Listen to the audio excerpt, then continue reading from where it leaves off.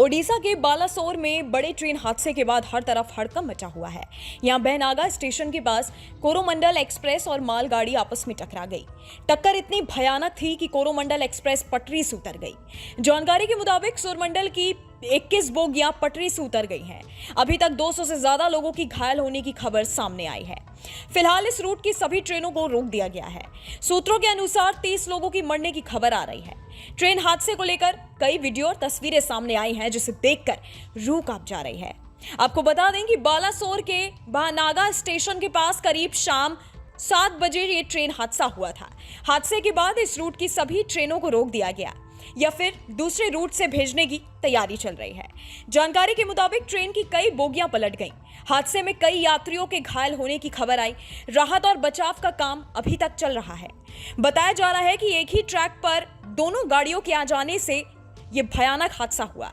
आशंका जताई जा रही है कि सिग्नल वीक होने के कारण दोनों ट्रेन एक ही पटरी पर आ गई। इस हादसे के बाद सवाल जो सबसे बड़ा खड़ा होता है वो ये है कि आखिरकार इस हादसे का कसूरवार कौन है। दूसरी ओर बात अगर बोगियों के पलटने की जाए तो ये कोई पहली बार नहीं हुआ है जब किसी ट्रेन हादसे से लोग सन्न रह गए हो। तो आइए अब आपको बताते हैं कि देश में अब तक हुए सबसे बड़े रेल हादसों के बारे में। बात अगर 6 जून 1981 की जाए तो 6 जून 1981 को 9 बोगियों वाली पैसेंजर ट्रेन यात्रियों से खचाखच भरी हुई थी। गाड़ी संख्या 416 DN मानसी से सहरसा की ओर जा रही थी।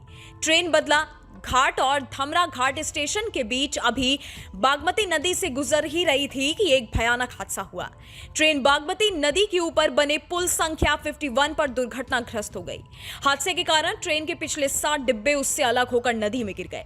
बारिश की वजह से बागमती का जल स्तर बढ़ा हुआ था, जिसकी वजह से ट्रेन पलक झपकते ही नदी में डूब गई। इसके बाद अगर उत्तर प्रदेश में एटा जिले की बात की जाए तो इस जिले के पास 7 जुलाई 2011 को छपरा मधुरा एक्सप्रेस एक बस से टकरा गई थी। इस हादसे में 70 लोगों ने अपनी जान गंवा दी थी और काफी लोग बुरी तरह से घायल हुए थे। बताया जाता है कि यह हादसा मानवरहित क्रॉसिंग पर हुआ था।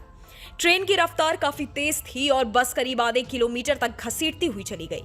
उस वक्त बस की छत पर भी काफी लोग बैठे थे जो टक्कर के बाद दूर जाकर गिरे और बहुत बुरी तरह से जख्मी भी हुए थे।